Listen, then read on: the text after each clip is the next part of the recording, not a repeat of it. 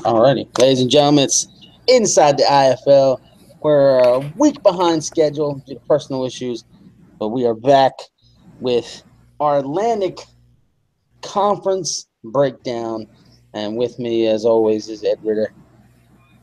So How you feeling? I still feel like crap, but hey, Yes, we postponed. Ed was feeling under the weather. Still not back to 100%, but he's getting there. So, that being slowly, very slowly. said, last week we covered the Pacific Conference, broke down all 8 teams, et cetera, et cetera. And how we do with the Atlantic? And Yep.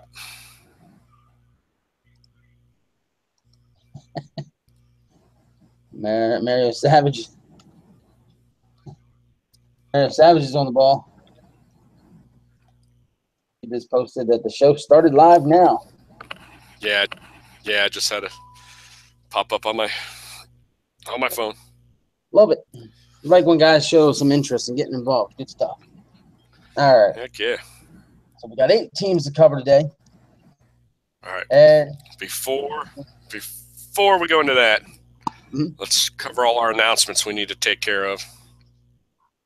Yeah, I was going to tell you that. That's what I was going to say. So we got 8 teams to cover today. Before we do that, we got to get into other shit. Yep. Make all your announcements you need to make so guys understand what's going on. Right. And we'll talk about these teams for a little bit, and then we'll get the heck off here. All right. Well, first of all, there's a few teams that have yet to send me the information on who's going to have the leadership ability. I'll probably ask for it one more time, and if guys fail to respond, then they can just go without it. What do you think? Yep. So, I mean, that's simple as that. I think I've asked for it 2 or 3 times now, and there's actually maybe half the league hasn't even responded, I think. Wow. Which is kind of like, what the hell? I don't know. So, now I'm currently working on the Denver Yeti. I'm building that team as we speak. I actually saved the Yeti for last in the Pacific file because Chisholm had the most requests, so I saved the longest one for last so I get the other 7 done. Thanks to Mr. Chris Davis, he took the opportunity, took the Atlantic file off my hands, and he has taken the time to at least create the players as far as names. I'm going to have to do the due diligence of going in there and making the other edits, adding abilities and some height and weight type information, pictures or whatever. But he has saved me a lot of time with that. So now I just have a player to click on immediately, can immediately start editing. So I'm figuring that's going to save me time. You and I already have a plan on how to get that file done faster. So since the files are almost finished, I'm hoping to have them finished before next weekend. So what I need to do is make this one announcement, and I'll be posting this on Slack as well. Today is the 8th, November the 8th. I need before 11:59 p.m. next Wednesday, which is November the 15th, I need all playbooks in. So all playbooks are due next Wednesday on the 15th before 11:59. So that hits midnight, you get stuck with a generic playbook, and you will start with the generic playbook to start your season, and you have to start editing from it. That's the way that's going to go. And the reason why, is because everybody wants a preseason. So if we're going to do a preseason, the preseason has to start between the 19th and the 25th because the season starts on the 1st. Right. All preseason games that get run, if we get to it, and I'm saying if because it's all a matter of if everybody cooperates. It's all a matter if nothing comes up and doesn't screw me up in getting things done on the editor. Preseason will start anywhere from the 19th and on no later than the 25th, and games will be run on my free time and on Chris Davis's free time. There'll be no real, true, legit set schedule. If we can say, you know what, guys, we can run a game tomorrow at said time, he or I will make those announcements to our schedule. And if not, we'll just run a game. Maybe, Davis can run them and upload them. For some reason, I still can't get mine uploaded. That's really irritated me. So my games will be run live as they happen. So it's just going to be like, well, I got nothing to do right now. Let me go grab a game and start running it. And that's pretty much how most of the preseason is going to go. So But we're going to have all 8 games run through that week. Now, before those preseason games can be determined, I need everybody to go on to Slack that haven't done this yet and go to the division discussion channel. On the divisions discussion channel, you will see the poll. It was posted. There's a couple comments and stuff on here that were made. Just scroll above those, and you're going to see each division. I need everybody to vote who they feel will win each division. Owners cannot vote for their own team, but they can vote for somebody else. So as an owner, have the guts and vote for the team that not necessarily you fear the most, but the team you figure is going to be your hardest competition. That would be the most smartest thing to do. Need you to vote. Who will win each division? We got, what was that, 17, 9, good 20 to 30 votes in each division so far. And it's been up about a week. So get your votes in on that. The pick'em's been posted, so you can wait to vote on the pick'em after the preseason if you so desire. But it seems like a lot of people jumped in on the pick'em early. So, but I'll say it now. Voting on who's going to win the divisions is important. You won't know yet why I'm saying that, but I have a reason behind it. It's important for the season. So get your votes in, and you'll find out soon enough why I need the votes. So I think I pretty much covered that stuff. Cool. So, yeah. So again, get your playbooks in by next Wednesday. The following week, preseason, we run on our personal schedule, whatever fits us best, since it's just preseason. And get your voting in. So, there you go. Now we can get into some breaking down. So before we got in the air, you and I spoke. We decided we're going to jump to the South Division. So we're going to open up with the South Division, and we're going to do like we did with the Pacific. We're going to go in alphabetical order. So we're going to start with the Atlanta Rhinos. And I'm going to defer to you and let you get the first thoughts on this. Because we didn't do that with the Pacific at all. I basically led the comments with each team. So I'm going to give you the opportunity to start with this one. Well, I'm loving his quarterback. You biased prick. Yes, I am. For those of you under a rock, his son, Dwayne Ritter, former quarterback of the Carolina Pack, is now at the controls of the Rhinos. Yes. And he's got some interesting names on this team.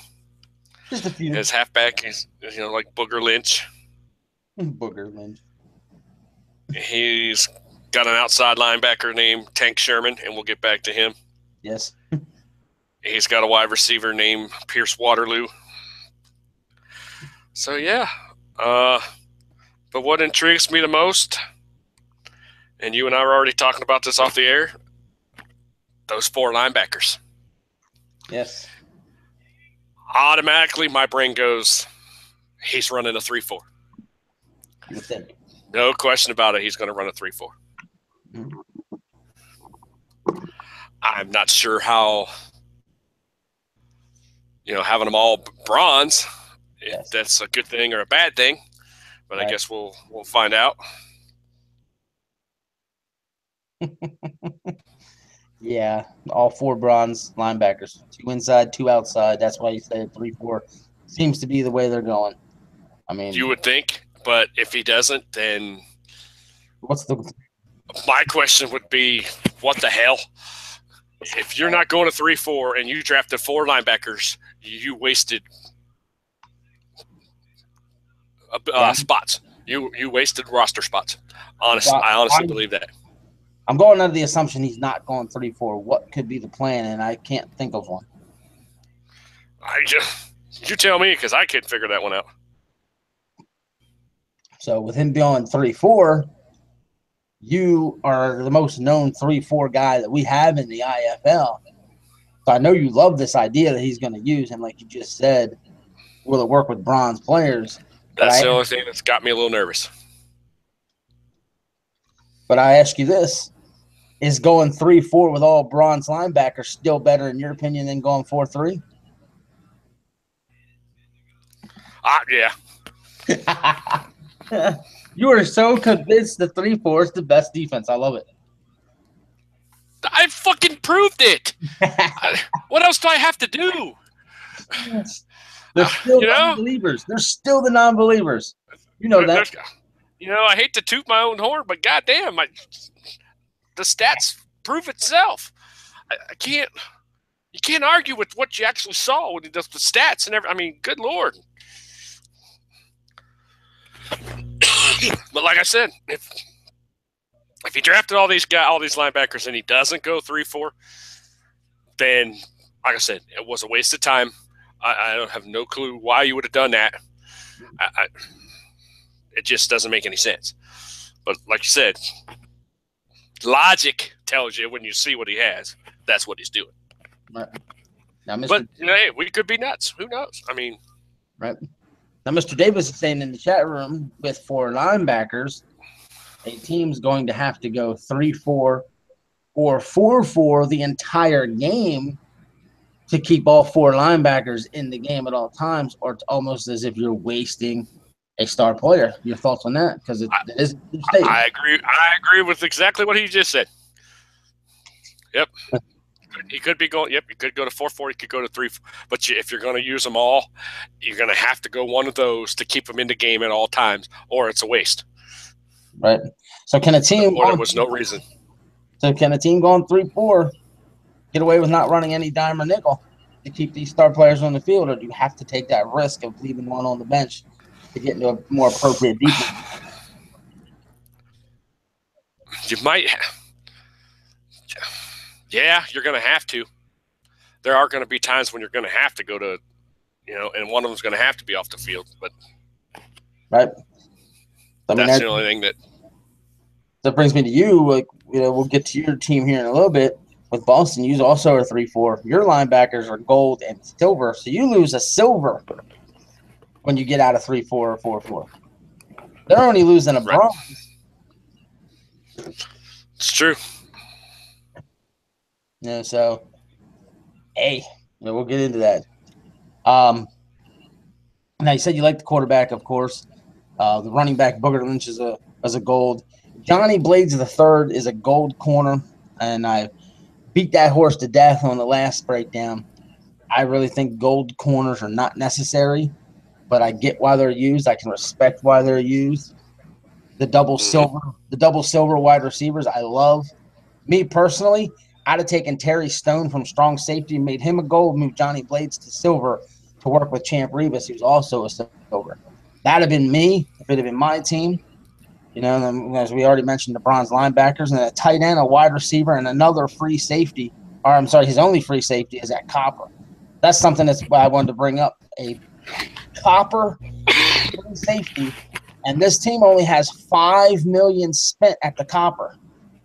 So I have to ask, did he go 2-2-1? Did he go 3-1-1? How did he spend that $5 million? Because every Copper ability is worth $1 million. So he's got 5 Copper abilities spent on 3 players. Is Brett Pike strong enough at free safety to be of any value with running the 3-4?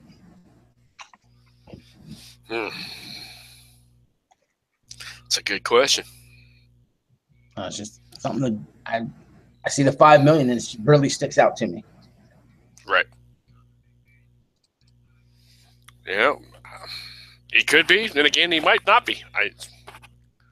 We've seen generics, and Copper's only a little above the generic, and we all know that. But we've seen these guys ball out. So I mean, I don't know.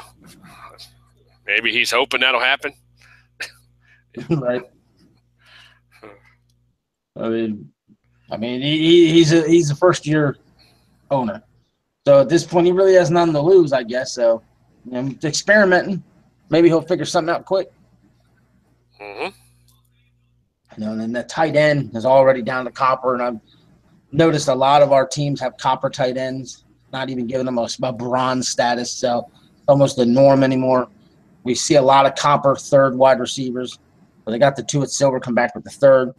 So that fits. It's overall not a horrible build. It's one of the more decent builds, maybe within the division. I don't know if you agree with that, but the 3-4 to me is questionable. Now, you love it. I question it because, like Davis said, you lose that star player when you come out of 3-4. So I always ask, is it worth having all 4 linebackers? 3-4 is one thing, but to use 4 linebackers, I wonder. Mm-hmm. So, I mean, but like Davis said, run the 3-4 the entire time, run a 4-4 the entire time. Right. Then I have to wonder. And with the abilities, if you have certain abilities, you could get away with that. You wouldn't have to go nickel or dime or anything like that. You could. Possibility, yeah. So defense is good enough. It's a very, very good possibility. Built the right way, yeah. So I know you wanted to make the mention because you did say we're going to get back to him. So I'm going to mention. I'll let you bring it up. But Tank Sherman, you wanted to get to him. He's 6'6", 261. This is a 6'6", 261-pound outside linebacker that you wanted to touch on specifically. So go for it. I know the that he could put on him. I happen to look at it, and I have no idea what he's putting on him, but I know what he has. I mean, he has, run coverage bonus, speed burner, return specialist, and quick feet. And closing. Yeah, we said return specialist. Yes, we did. So Ed's wondering, does Tank Sherman, a 6'6", 261-pound outside linebacker, did the Atlanta Rhinos put the return specialist option on him for the season? Guess we'll find out soon. He has closing speed too, right? Yes. Yeah, his exact. Did I miss that? Yeah, closing speed. Yeah, you said run coverage bonus, speed burner, return specialist, quick feet, and closing speed. Closing speed. Yeah, I forgot to close. Yep. So, can you imagine if he does that? Because you said he's how big? 6'6", 261. And let's say he puts the return specialist, the speed burner, the closing speed. He puts all that speed on him, and he puts him as a return guy. Mm-hmm. And say that size again? 6'6", 261. Jesus Christ. Ramos is saying he'll still be slow as molasses. Beck Pooh, Mr. Davis, he's like, return specialist, what the fuck? So, yeah. Hey, I was thinking, I said the same thing when I saw the list of everything he could put on him. And I'm like, I'm looking at it and I'm going, well, I could, if I had him, I'd put this, this, and this. And that would definitely not be on it. And this, and then I'm thinking, is he crazy enough to try that? I mean, I know personally I wouldn't. I would not put a return specialist on this guy. And here's the thing. He's a bronze. Okay? He's a bronze. And let's do the math. If you spend $2 million in ability on a bronze player and you have 4 players at bronze, $40 million is the most you can possibly spend at bronze. He has spent $38 million. Doesn't take a brain surgeon or a math specialist. 3 of those guys are maxed out with 5 abilities. If Tank Sherman is one of those guys with 5 abilities, you look at that list and say, which one of those 5 is not on him? Because it'd be closing speed, run coverage bonus, speed burner, quick feet, and he didn't use return specialist? Or did he grab return specialist and drop one of the other options? Jeez. So you have to wonder which one. I'm telling you right now, if it's me, I'm putting everything on him but return specialist. Yeah, so I wonder which one he is. That's my personal preference. I would do it, and I'm sure a lot of guys agree with me. They'd put all the coverages on him. They'd put they'd put that closing speed, speed burner, quick feet, everything would be on him, and return specialist would go out the fucking door, and you never talk about it again. And I will mention this because this is a good possibility. I love run coverage bonus, speed burner, quick feet, closing speed on a linebacker. But did he use the diamond? Did he use the diamond in the rough on this player so he could use the return specialist as well? Holy shit. It's just a curious build. Interesting design on the player. And I know it's going to create much discussion amongst the guys, wondering what the hell. So. Let's go to the next team. We can spend all day all long discussing what he's going to do, what he's not going to do. I just want to say this. Mighty says bronze outside linebacker returning the ball. LOL. Ramos says that's going to be hilarious. Then Mighty comes back with, the fumbles. Ramos clearly agrees, and they say yards per return. Yeah, but he's 6'6", 260 pounds. If he's got meaty fingers. Somehow he gets that. If he does it, he gets that to work. Oh, shit. How the hell do you stop something like that? Yeah. Well, Ramos says a 10.5 yard average is what he's predicting, and then says he's going to have 16 fumbles.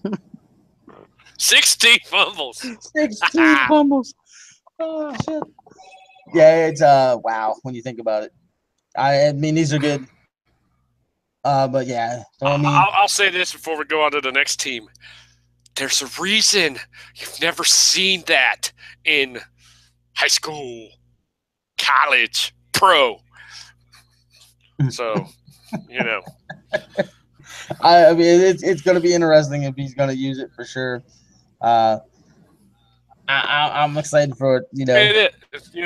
We're laughing and we're having kind of fun with it, but at the same time, if he does do it, it makes perfect sense with the fucking name he has. Because his name is Tank Sherman. I mean, can we be honest here just for 1 second and say what Ramos is saying, the fumbles? Let's just assume, the 16 fumbles. Mighty said, the fumbles. Let's just assume that that's something that will happen to him. I'd say this. How many times would the guy fumble and not fumble? And could there be – and this to me is an honest possibility. Could he fumble every goddamn return? It's possible. It's possible. The Rhinos' offense never sees the field. That would suck. Oh, man. Oh, my God, would that suck? Wow. Yeah, I couldn't. The fumbles are okay. All right, let's say that happens. Let's say that happens. Right. All right, let's say he does it, and we see all these fumbles, and the offense doesn't ever see the field. Right. How do we keep that? How do we keep that young man from going off the deep end? Oh boy. I don't know. We're all going to have to be in there talking to him. Calm down, young fella. It's okay. You just calm down. Yeah. Yeah, I mean, we see that teams last year who you say strong safeties as return specialists, they ended up fumbling the ball enough. That's more of a skill position player, in my opinion, than a linebacker. Right. And this is a linebacker who could be returning the ball. So, I mean, one of the better return guys last year were David Lee and what's his name from Arizona. I don't remember his name. How am I forgetting his name? You were on that team. You should know that. How funny. Another Tank Tatum. Yes. Those two, I think, were the two best return guys in the league last year, and they both had their share of fumbles. Tatum more than Lee. But if these guys are fumbling the ball as legit top-tier strong safeties, this is a bronze linebacker. Yeah. So, yeah. I do have to, entertain that idea that these guys are mentioning here in the chat. It's a very, very, very plausible situation. Which is? That they could be fumbling the ball quite often. Oh, yeah, no one's going to argue that. So, yeah. All right, let's go on to Dallas, which is Charlie Monk, which happens to be the dad of DW6 Killer, who owns the Atlanta Rhinos. Right. So let's see what Dad did compared to the son. Dad. Dad. They both went with gold quarterbacks. Well, if you ask Mr. Chisholm, he'll swear to you. You need a gold quarterback. Yes, he will. I don't believe that, but that's He's going to go quarterback. He's got the gold wide receiver and the gold strong safety. Love the strong safety. Love it. And his silver build's a little more erratic and a little more over the place. What do you think? No, it's got a corner, a free safety, inside linebacker, and a wide receiver. 3 defensive players. Mm-hmm. And Calvin Corbett is the only offensive player wide receiver. And Justin Beakley, his running back, will be a bronze. Interesting. With 3 more defensive players at bronze. And then he's got the tight end, the wide receiver, and a defensive tackle at the copper position. So it's an intriguing build, to say the least, in my opinion. Mm-hmm. I'm not even sure what to make of his build just yet, to be honest. Well, it's got 3 wide receivers. Right. And a tight end. So he could be – is he going to pass the crap out of it since he's got the bronze halfback? Never know. That's the thing. I question it. He's got the gold, he's got the silver, he's got the copper at receiver. So he spread the ball around, or the tiers around with the guys. So he didn't invest too much in one spot or the other. And then, like you said, he's got the tight end and Jack Douglas, which is at copper. And I asked you, is that tight end going to be a part of the passing game, or is that tight end going to be a part of the blocking game? Because he's 6'6", 250. And he's got bulldozer as an option, but he also has route god and tough in the middle and things like that. He's got the strength bonus. Or could have he went with a combo type build? It's a curious build where he's going with him. He's going to be a receiving guy, or is he going to help block? I personally would help him block if my running back's a bronze. Yeah. And Mr. Marie Spurgeon says bronze running backs can be dangerous. They won't break off the big names, though. Yeah. Bronze running backs can be dangerous. I've only seen, a couple. Mm-hmm. But for the most part, I don't know. I don't. We'll see. Mm-hmm. But, if you look at it, logic would tell you, just by looking at it right away, you're going to say he's going to pass. Yeah. He's going to pass the ball. Gold quarterback, gold wide receiver, you would think so. Yep. Then he's got a silver wide receiver, then he's got his – so he's going to pass, I would think. Yeah. And then, Beakley will be there just to sprinkle it in here and there just so you have to play him somewhat honest because you don't know, But other than that, I'm going to say he's going to be passing a lot. How fitting his star wide receiver's name is Dallas Whitaker. So, Ace Bradshaw will be throwing the ball. So I look at it this way. And by the way, Ace Bradshaw, for those of you not in the know, is the offensive player to Charlie Monk's defensive player, which is Charlie Monk. So those are his 2 players. But I look at it like you said, he's gold quarterback, gold wide receiver. You got to focus more on the pass, in my opinion. And if it's just a decoy, that's wasting a gold player, in my opinion. I agree. So, and then he's really beefed the defense. Like I said, he's got 6 players on defense between silver and bronze, plus that gold strong safety. So he's clearly trying to commit to the defense, then brought in the copper defensive tackle. I'm not exactly sold 100%, like I said, on how he sprinkled it about and where he put certain players at certain tiers. But one thing's for sure, defense should be good, and he should have a quality passing game. Yep, I agree. And so major difference between him and the Atlanta Rhinos build. So father and son did nothing alike really at all, other than 2 linebackers at bronze on both teams.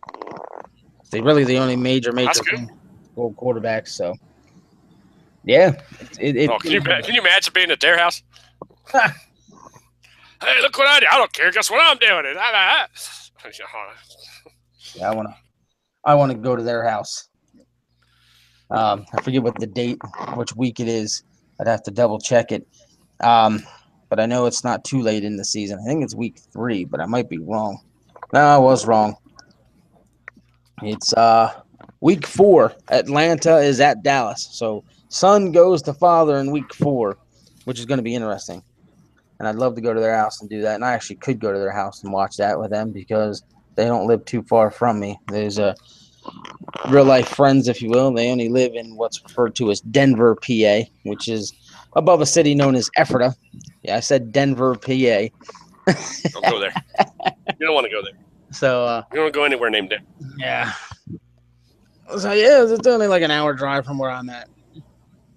The owner of the Wranglers, Charlie Monk, he used to be our athletic trainer at the high school I used to work with. So yeah, good history with these guys. So moving on. Ooh. Moving on, we got them there. Nashville Nightmares, owned by Mr. Maurice Spurgeon. Let's see what little Mo has done. Little Mo. And by the way, Chisholm says great city. Bullshit. And it's a cesspool just like that city in Colorado.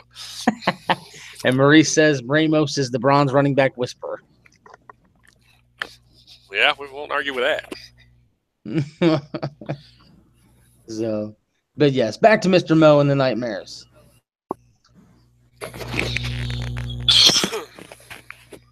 What do you think? I'll let you say that quarterback's name. I'm not even going to try because I will screw it up. Only thing I can think of, like I said, he told me how to spell it out, like, through a text message, and I still butcher it, and I feel bad, but I think it's Mahmoud Al-Jawani. I think that's right. I think I got the last name spot on. I just don't think I got the first name right. But yeah, that sounds right because the way everything's spelled. That sounds right. And then Caleb Shiloh at running back and Elijah Megan at free safety. That's the gold build. Went with the gold free safety. Interesting. Very interesting. What about that silver build? What do you think?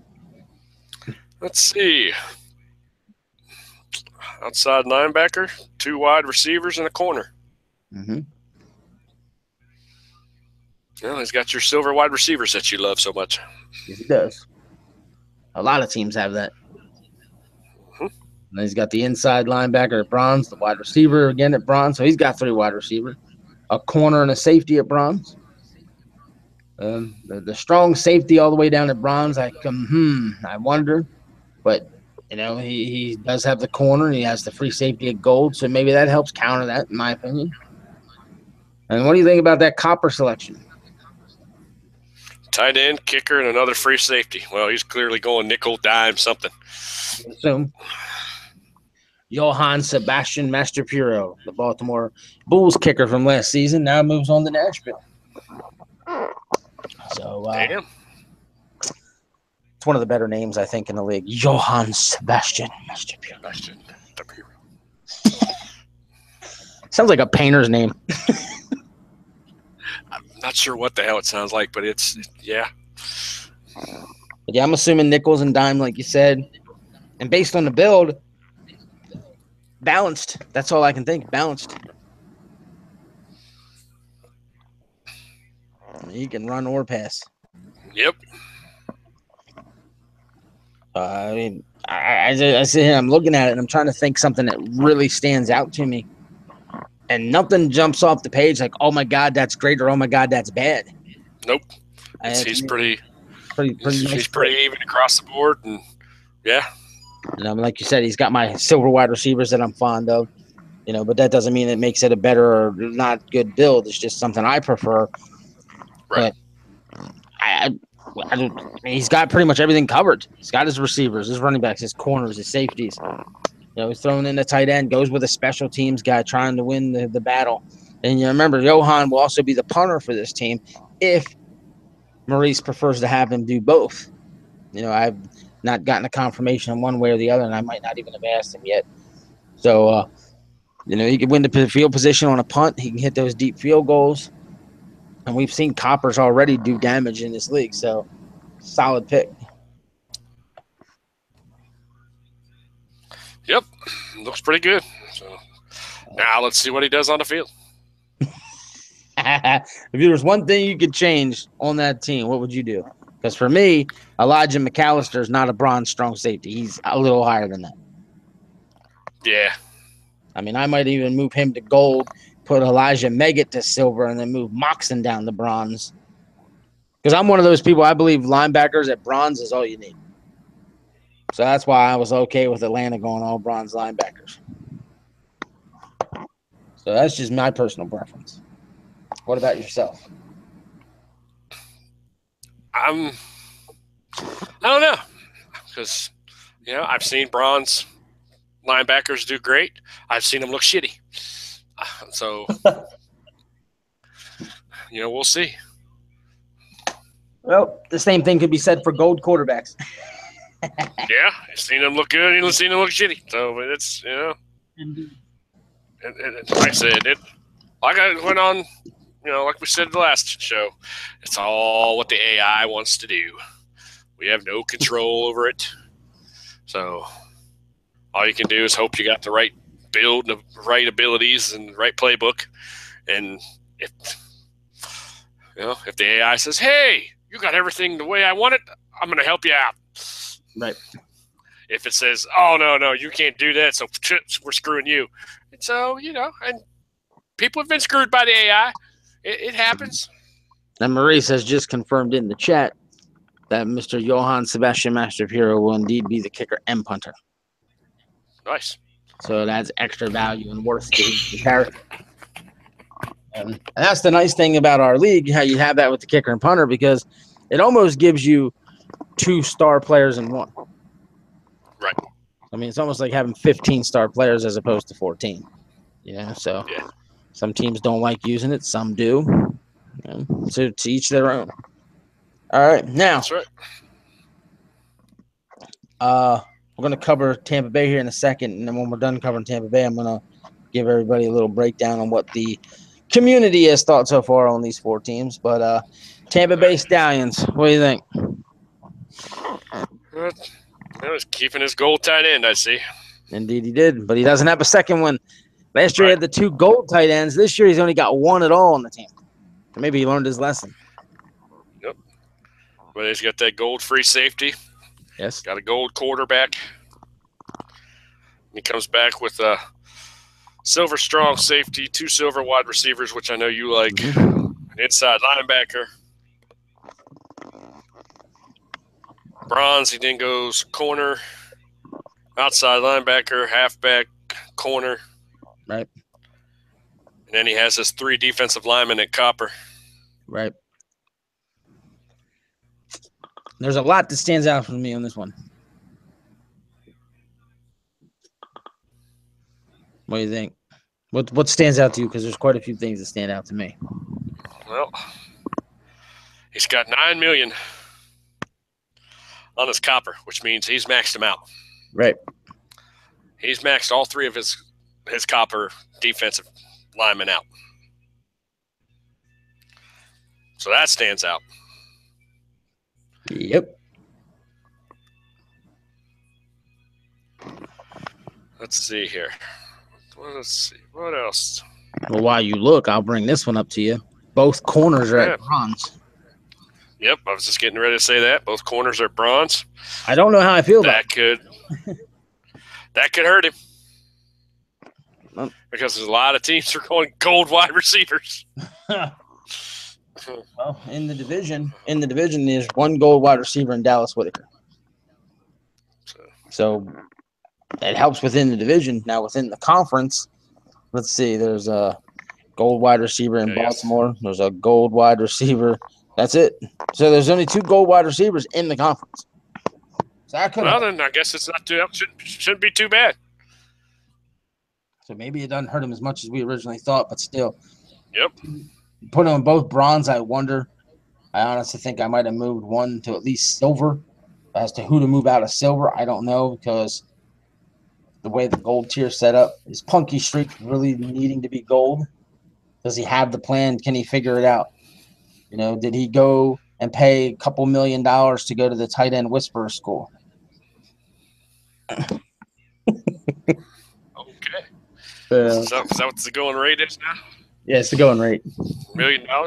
Yeah, I'm not sure what Ramos charges. I'm not sure what Ramos charges for his bronze running back whisperer, but I know what I charge for the tight end whisperer school at gold. I mean, with the gold quarterback, I'm going to tell you right now, I had a gold tight end and I had a silver quarterback, and I was dynamite with it. If I'd have had a gold quarterback, I know it would have been that much better. So if he knows what he's doing, this can be a very deadly combination. That's the question. Does he know what he's doing? You know, and with the gold tight end and 2 silver wide receivers, I think that makes that gold tight end that much more valuable on top of that. Yep. I don't know if anybody else would agree with that. I don't know if anybody thinks I'm crazy with that statement, but that's just my honest opinion on it. Nope. And I'm loving the name of his running back. Yes. Allen Magnum. I love it. And I notice there's another Dallas player on this team. So this is 3 teams. It's the corner. Because remember, when Dallas was drafting, I said, I remember saying on the show, hey, this guy's available. He's a corner. You needed a corner. And they didn't draft him. I said, might as well get all the guys named Dallas. Yeah, but there's a Dallas on Atlanta. There's a Dallas on Dallas. And now there's a Dallas in Tampa Bay. The only team without a Dallas in this division is Nashville. So that's funny.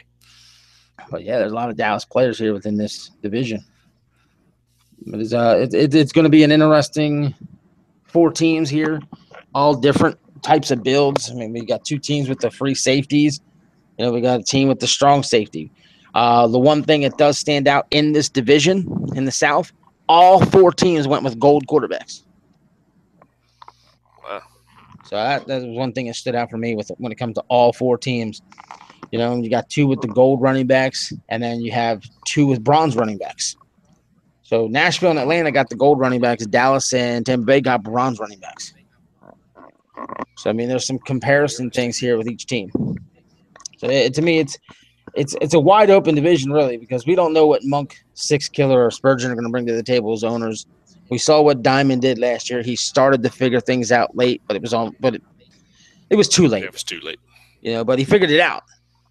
And you would assume with what he knew, he took attention to it and made the edits to his roster in the offseason to fix those changes he was already working on to make himself that much ahead this upcoming season. You would hope. Right. I think I explained that, yep. Right? But so when it comes to the South Division, if I refer to our Slack and look at the South Division voting so far, Tampa Bay's got 13 votes. Well, 12 votes. I'm going to remove the vote that I had to put up. So they got 12 votes that are favorite to win the division. Atlanta's got 5. Nashville's got 3. And the Dallas Wranglers got 2. Wow. So Dallas and Nashville ain't getting many votes. Atlanta's getting just a couple more. But Tampa Bay is basically doubling everybody up. Would you agree with Tampa Bay being the favorite? And I think a lot of it has to do with Jax Diamond being an owner last season and having the experience. Yeah, that's pretty much why. Yeah. Because I voted for Tampa Bay just because I have no clue what the other guys are going to bring. You have no clue. We haven't seen it. We don't know. We have nothing to go by. We know what Jax started to do. You know, I mean, one of those guys could just come out of nowhere and just blow everybody away. It's possible. So you never know. Right. All right, let's get to the East. Alrighty. Baltimore Bulls, Mr. T.J. Johnson, Baltimore. Mr. Max Pauls, the defensive coordinator. Go for it. What do you got? What do you think? Well, let's see. Excuse me. Damn. Well, I see they got Little John back, huh? Yes, Redfield Little John, one of my favorite names. Well, they got a gold halfback, a gold corner, gold wide receiver. Silver, they have a quarterback, a defensive tackle, a wide receiver, free safety. Bronze, they have an outside linebacker, wide receiver, a strong safety, and a corner. Then a copper, inside linebacker, another free safety, and a kicker. Yeah. Well, by looking at this, clearly going dime, nickel. Right. You know, my guess is nickel because I believe that's what they ran a lot of last year. It seems a lot of 3 wide receiver sets. Yep. spread the ball out, make sure the box isn't as loaded for Little John. Yeah, you spread the ball out and hand that ball to that gold running back. Oh, shit. And Mr. Maximus at silver defensive tackle dominated last year, in my opinion, was a hell of a piece on that defense. He'll be back. And they have a year experience now in learning how to use him. So you'd assume they've now figured out how to make him better. You would think. So, and he was on a 1-year contract. They brought him back. So did they make edits to his build, figuring out what they found last season to make him that much more dominant? We'll find out. Yep. I don't know about the strong safety at bronze. I'm always going to say that. Now, I know TJ Spears was the strong safety last year. They moved him to corner this season. I'm curious as to why that was done. Maybe they know something some people don't know. And I've already touched on the kicker for Nashville, so I don't have to touch on Quinn Hawkins. So it's going to be my same opinion on all kickers, being there, winning the special teams battle. So, all in all, when I look at the team, I think you're going to echo this. It was spent wisely, if you will, as far as spreading the offense and defense out. It's not focusing on one side of the ball at either tier. I mean, you got 2 offense and a defense at gold, then you got 2 and 2 at silver, and then you got the 1 and 3 at bronze, and then you got a whole bunch of coppers, that are defense in the special team. But the offensive players that they lack, they spent money on those guys, putting them at higher tier. So all in all, it's TJ Johnson, one of the most legendary owners, if you will, in sim sports when it comes to football. And then he's back with his right-hand man, who they've run together now for several seasons all over the place. So that being said, the experience is in their back pocket, even though Bo Davis, Chris Davis, and Taco Boast all were owners in this league last year. They still have more experience.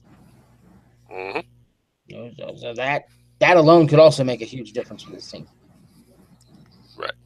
So, and final thought there on the Bulls.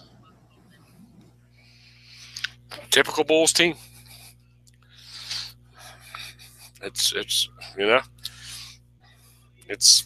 when you look at it, you go, yep, that's TJ and Max. That's what they do. So, is their calling card? Is that what you're saying? Yep. All right. Well, I'm going to mention Boston. You're going to be running the defense and co-owning that team. At gold, they got the running back and Ernie Clapper. And then 2 gold linebackers, an inside linebacker, John Burns, outside linebacker, Alvin Cotton. Now, wait a minute. Yes. No. They have Ernie Clapper, yes. We don't have him back. He's new to the team because he was with Carolina last year. He was with Carolina last year. See? That's right. I'm losing my mind. I'm tired. I only got 3 hours of sleep. So, yeah. So, you got Burns and Cotton at linebackers, and then yourself and Michael Stonebreaker running the other inside and outside linebackers at silver. Hunter Breeden comes in at wide receiver. Emery Callahan comes in at quarterback. And at bronze, wide receiver Andre Berry. Corner, Bo Davis.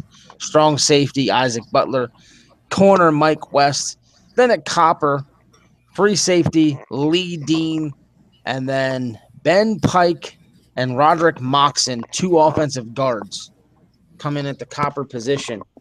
So immediately you see the 4 linebackers, 2 at gold, 2 at silver. And we've already had this conversation with Atlanta. It's going to be the same thought here. Both corners being at bronze stands out to me. I wonder if that's intelligent or not because, like you said, the gold wide receivers could be a problem. And there's a gold wide receiver in Baltimore, which is going to be within the division. And then those 2 guards clearly indicates to me that they want to give the ball to Ernie Clapper or they want to try and protect the quarterback. Now, one would think if they want to protect the quarterback, they want to get that left tackle. But did you guys learn something last season watching games that no one else saw, no one else learned? And I know you can only say so much and evaluate this team so much because if you say something, you might let the cat out of the bag somewhere.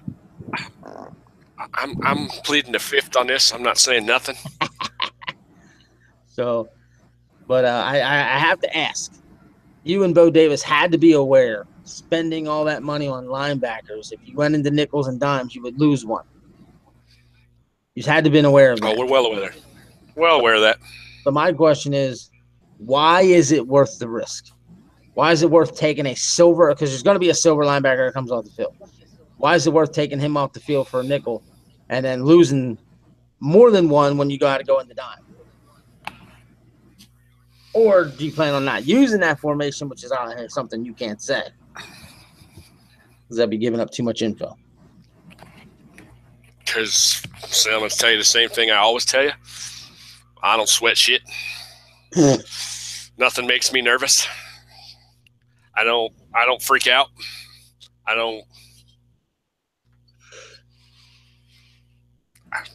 just don't. If we lose a guy, we lose a guy over there. If we have to go to that stuff, we do. If we decide to run the 3-4 the entire time, then we do. I'm not freaking out anymore. I did that did that in the SFL. I freaked out. I've made myself crazy trying to figure out how to become an owner and how to do shit.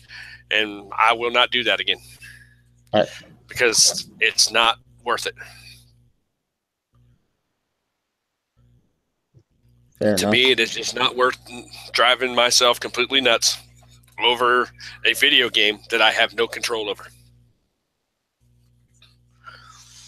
The only thing I have control over is getting the guys in the right spot. At least I hope I do have them in the right spot. I hope I got the right abilities. And, other than that, I'm not pushing the buttons. I'm not calling the plays. So I'm not freaking out anymore. I'm not going to lose my mind over wins and losses. I'm just not. Fair enough. Because you and I had a conversation. I told you, if I let this get to me like I have let my Browns get to me over the last 20 years, I will hate football all around. And I got to have something to not hate football. Oh, shit. Oh. So. All right. But, yeah, that's my take on all that. Well, like I said, since we can't cover them too much because of your quote-unquote, we'll call it biased opinion towards the team or your silent opinion towards the team, we'll just move on to the New York Cobras. It's not a biased opinion. The opinion's just going to be it. We're going to kick everybody's ass. Everybody else has been running their mouth about how great they're going to be, so now it's my turn. So we'll move on to the Cobras, where at gold, they have the player they traded for, C.J. Coates, coming in from Tokyo. Strong safety, Peyton Chisholm. Quarterback, Joel. Will that help him this year? What's that? Will that help him move into gold? Will he actually intercept the ball now? It's a good question. I know while in Tokyo. Because how many times did he drop the ball last year? He had plenty of opportunities for pick sixes and intercept, and he dropped the ball. Drop. So, yeah. And you know me, I had to call him on the phone and say, hey, guess what happened? And then he'd get upset and I'd have to laugh at him. Because according to him, his guy's the greatest thing since sliced bread.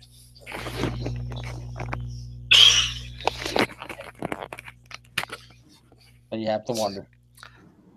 So, yeah. And,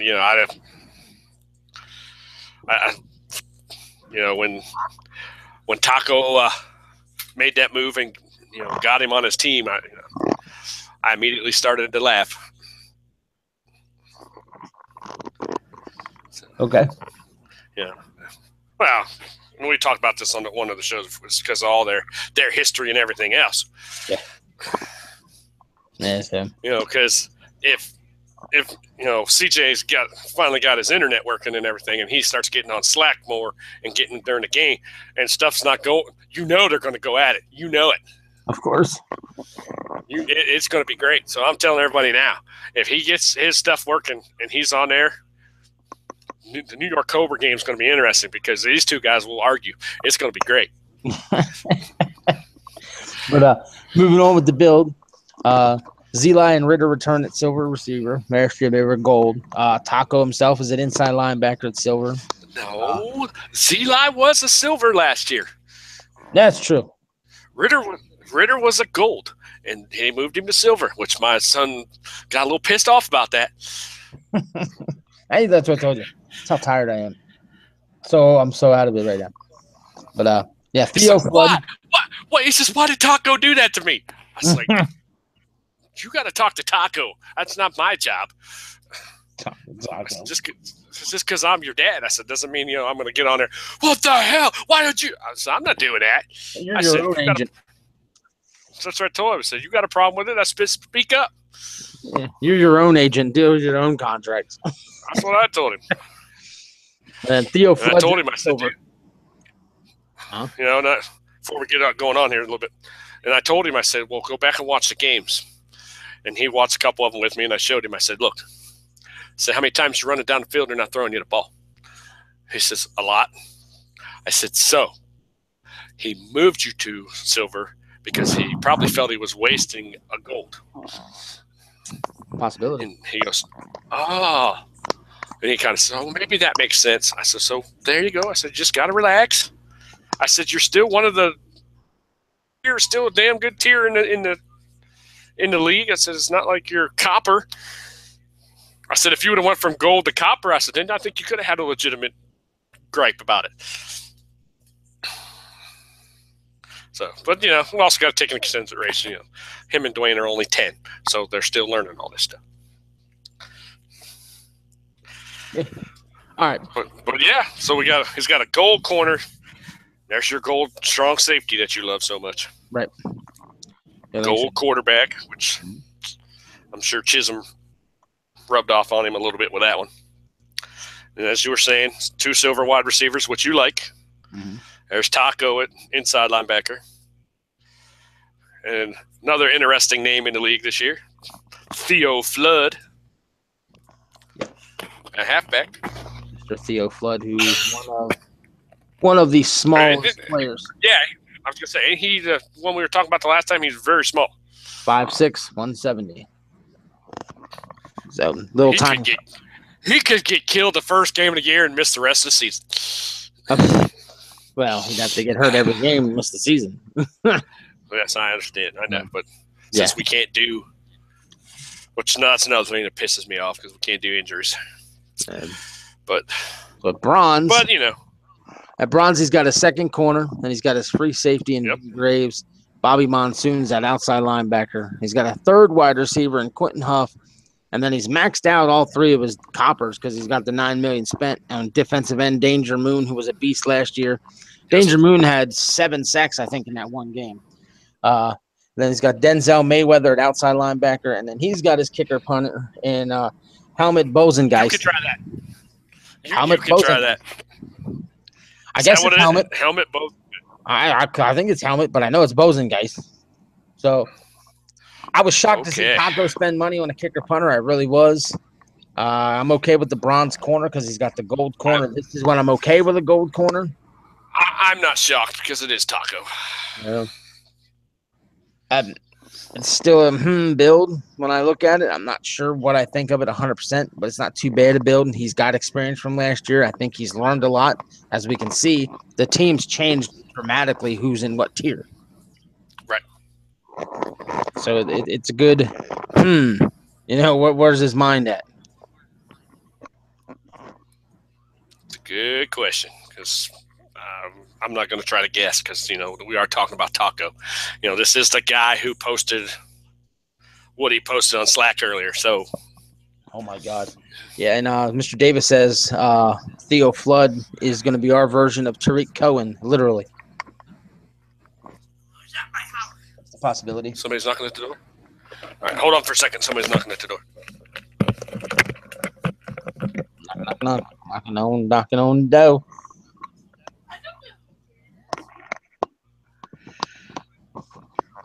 We'll brace ourselves for gunfire. No, I'm just kidding. Oh,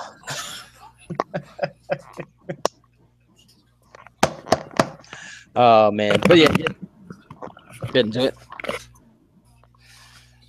Sorry. Yeah, poor Taco. My wife come home for lunch. Not used to Couldn't that. couldn't get in her own home. Oh, I locked the door earlier. So I had passed out for a little bit. So Before we move on to Philadelphia, I just want to let everybody know I tried to make a wager with Taco with the Raider Dolphin game, where the oh yes, about shaving your head and loser was supposed to eyebrow. shave their head bald, shave all their facial hair, and then get rid of the eyebrows. He didn't want to take the bet. He declined the bet, whatever, but still had the audacity to say to me in a text message that I need to get ready because his Dolphins were basically going to beat the shit out of my Raiders. And 2 days prior to this game, my brother had a dog. I mentioned this to Davis the other day, and Davis was like, "You dirty, rude motherfucker." It was great. He has a dog. He had the dog for 13, going on 14 years. It was a German Shepherd. He had recently basically lost function of his back legs, couldn't move, and this and that and everything else. They had to carry him outside so he could use the bathroom, and he really couldn't do nothing. He used his front legs to pull himself around the house. So 2 days prior to this game, his dog passed away. So he was a little emotional and stuff about that. And then when he sent me the text message talking shit on my Raiders, it took everything I had not to text him back and say, "You're playing my Raiders." You weren't gonna go there about the dog, are you? You're playing my Raiders. And after we beat your ass, your playoff chances are going to be just like your dog, dead. Damn, dude. I was that close to sending that text message, but I didn't have the heart to do it because that's just being a savage. But you know me, when it comes to my Raiders and my football, I take the shit serious, more serious than I should, I admit it. But he took a shot at my squad, who, while at the time was 3-5, we were in most games. We did get beat twice, ugly. We are way better than our record shows. I still think we are the second best team within the division, hands down. I still think we're one of the top 6 teams in the conference, hands down. We're just not playing like it. So that's on us, and we got to eat these losses and man up. But when he talks shit with his weak-ass Dolphins, who've only scored 90-some points the whole season, it was, oh, man, I just wanted to snap on him. But I didn't do it. Weak-ass. But now when he listens to this podcast, he'll know I was going to say that to him. But remember, like you said, this is the guy who just referred to our off-topic channel today and made the following statement of, "Oh, Lord, no, please don't. You don't have to put it on here. Don't put it on here. No, please. Yes. No. Just the whole world don't. The whole world doesn't need to know. Just yeah, they do, because this is the kind of stuff people need to hear, because they're like, no. They have people who are like this. I got to join this place so I can see what they have to say next. It's a good advertising tool. But this moron said, "Ugh, what a morning. It's been busy. But the worst part was taking a shit this morning. You see, it kept falling out in little nuggets, and one wouldn't come out no matter how hard he squeezed. He says it was like it was stuck using a grappling hook inside his anal cavity. He said it eventually dropped out, though. Flush with the toilet emoji. I don't know what the fuck is wrong with this man. I have no clue. I lived with him most of my life, like I said, and I've never figured it out. I'm going to let you handle this last team by yourself. How the hell am I going to handle it by myself? You can handle it. Because, like I said, my wife come home and she brought stuff home for lunch, which I was not expecting. So I'm going to sit here and eat lunch with her and my daughter.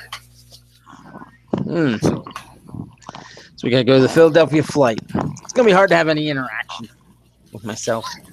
Oh, you got guys in the chat. You can talk to. They can hit you up. If anyone other talks other than the owner of the team.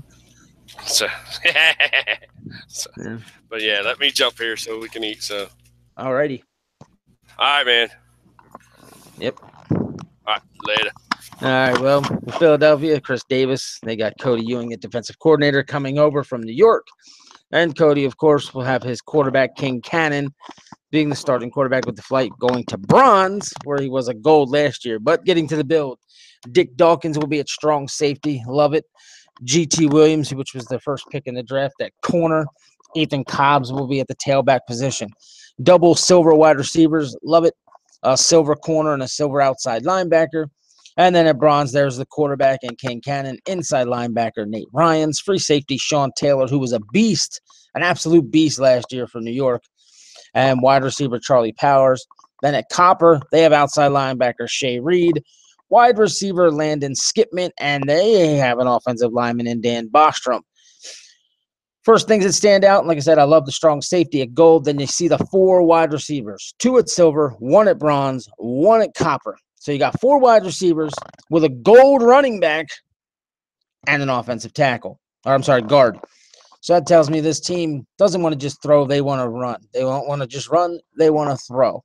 How balanced will they or will they not be? They invested a lot of money in the secondary with the gold in the corner.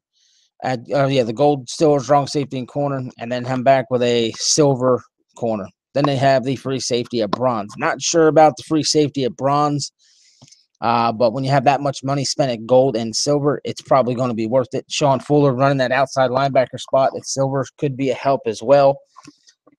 Shea Reed, the third linebacker at copper.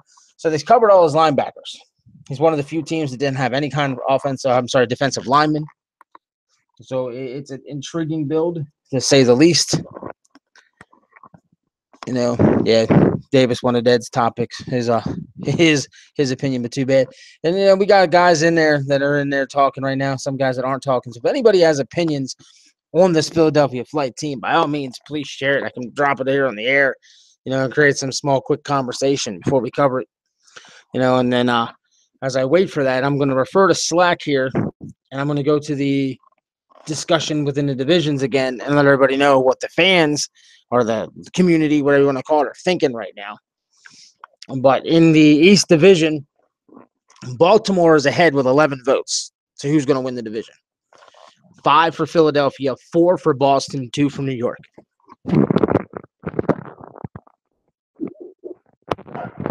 Excuse me for a second there. So clearly, Baltimore's the odds-on favorites to win this. They've doubled up Philadelphia. Boston getting 4 and New York getting 2. I have to admit, New York getting 2 was a shock to me. And that was Bobby Treefeather and Mark Chisholm. Those two believe the Cobras are going to win the division. So this was the team that finished last year. This was the dead last team in all of the IFL. So we'll see if they're able to get their stuff together this season. But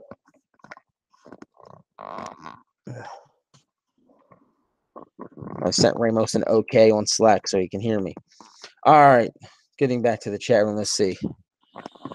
Well, Chisholm saying that the flight will be a 500 team. He is saying they're going 7-7. I know Mr. Davis is thinking he's crazy. I know Chris is 100% confident in his new build this season. He's got a lot of things up his sleeve that he wants to run and try that he's very, very confident with. So I'm intrigued by these builds in this conference and in this division especially. There was a debate in the discussion channel the other day of which division was going to be the toughest. Some people said the West easily.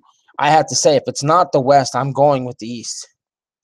I firmly believe that the East could be the toughest schedule. It's the most experience in the IFL.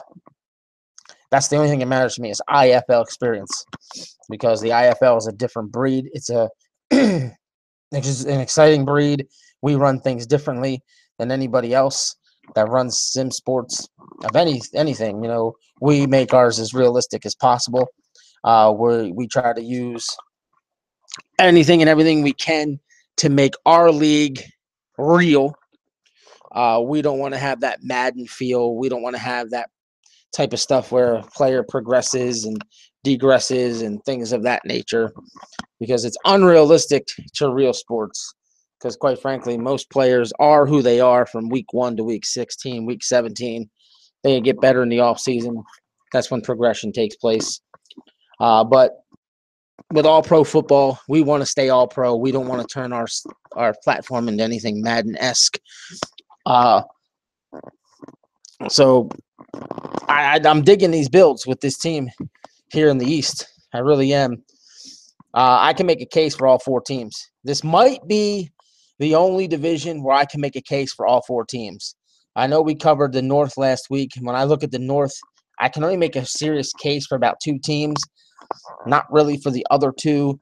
When I look at the West, there's a serious case for 1 team because they are the champions. So, of course, that's the Outlaws.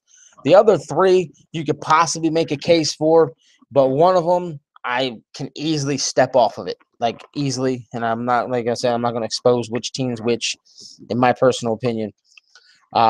We just covered the East. I'm sorry, the South. When I look at the South, there's only really 1 team that stands out to me as the team to beat. And then the other 3, I like the builds. The other 3, I can jump on board with the builds. And one of those 3, I can see winning the division as well.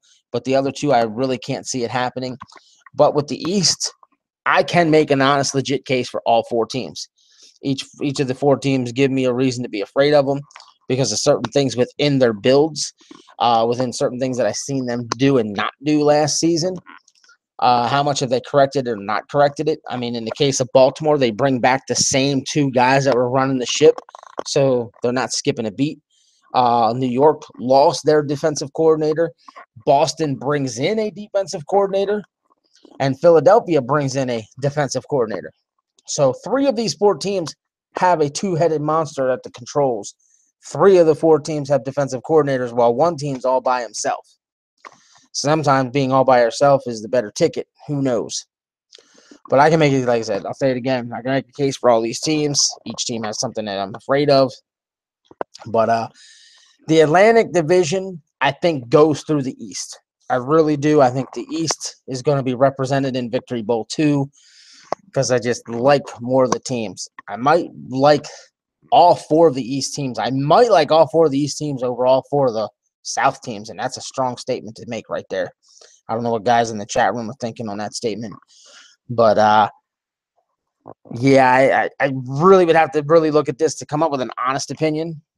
But I can look at it just off the top of my head. There's at least 2 of the teams I'll take over the entire South Division. And then the other 2 I have to, But, yeah, it's that kind of thing. Just like I said earlier with last week with the Pacific, I think the Victory Bowl goes through the West. Because I like 2 teams in the West more than all teams in the North. There's a 3rd team in the West that I might like over the entire North. So if we have a West versus East championship game, it would not surprise me. If Baltimore got back and played Arizona in a rematch, would not surprise me. So it's going to be fun. The season's almost here. Playbooks are due a week from today. Preseason hopefully will start in about a week and a half. I just got to get some things done. Like I said, I got some major edits to do on the Pacific file as soon as I can as far as Denver goes because they're the last team because I knew they had the most changes, the most requests. They were, I think, the only team in the Pacific that had demands for all their non-stars. So I'm going to have to do that because I know San Diego didn't care. Tokyo didn't care. Arizona didn't care. There was a couple changes here and there with all the teams, but not many. But Denver's got every player basically named and equipment and numbered and the whole 9 yards. So I got to make sure I get that all taken care of. So I saved them for last.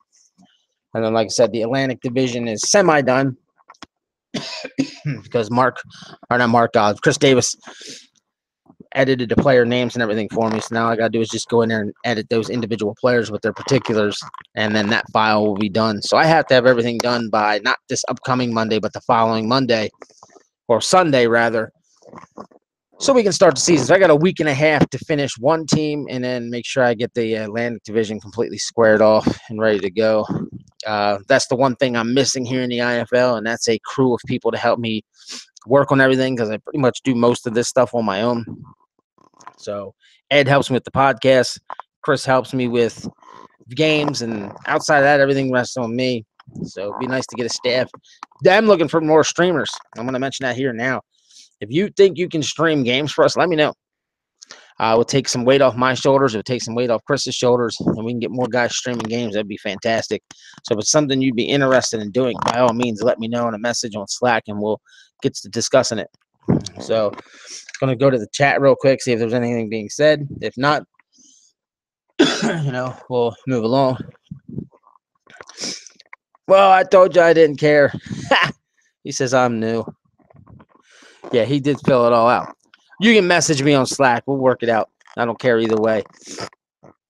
So, but yeah, it's the Atlantic breakdown, gentlemen. It's going to be a fun conference, fun divisional games coming up. It's going to be a fun season in the Atlantic as well. So, remember, go on Slack, get your votes in. They're important towards the preseason. Very important towards the preseason. You don't have to touch the pick 'em until after the preseason games if you don't want. A lot of guys have already voted. Don't make a difference. But remember, playbooks are due next Wednesday. I'll be posting that on Slack at some point here today. As soon as I hang up here, I'm going to go take a damn nap before my kids come home from school because I work all night. So for Ed, who's helped me, everybody who's been in the chat room, I appreciate it. Remember to subscribe if you hadn't. Remember to hit that thumb up if you hadn't. Get your friends involved. Get people involved. Make sure you share our tweets. Share our post on Facebook. Get in the Facebook group. If you don't know how to get there, it's on the top of our website. The link is there. So again, appreciate everybody being involved.